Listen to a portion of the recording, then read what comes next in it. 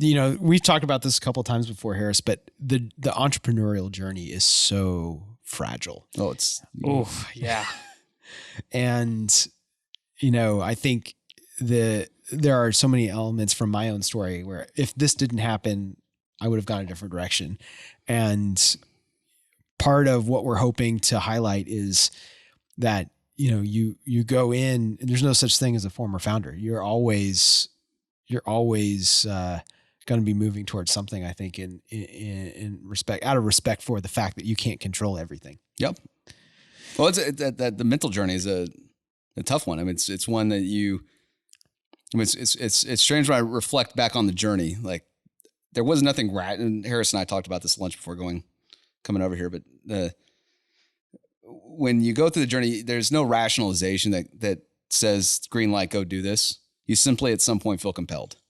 And I don't know where that comes from, but it's such a powerful and unique thing that I don't think a lot of people get to experience. But when you feel it, hell be damned, you're going to do it. Yeah. And like, I've only experienced it a few times in ideas. And that was one that when this idea came together, felt it strongly, came home, told my wife, I feel very strongly about this now. Yeah. Like I can elaborate the business plan. I can put together 100-page PowerPoint for you, whatever that you can walk through. But in the day, like it's just something that has to be done. Yeah. Has to be pursued. And I think is what, from my experience, what makes entrepreneurism very unique. There's also a joke that finance people make terrible entrepreneurs, which is a little ironic because you always look at risk and return.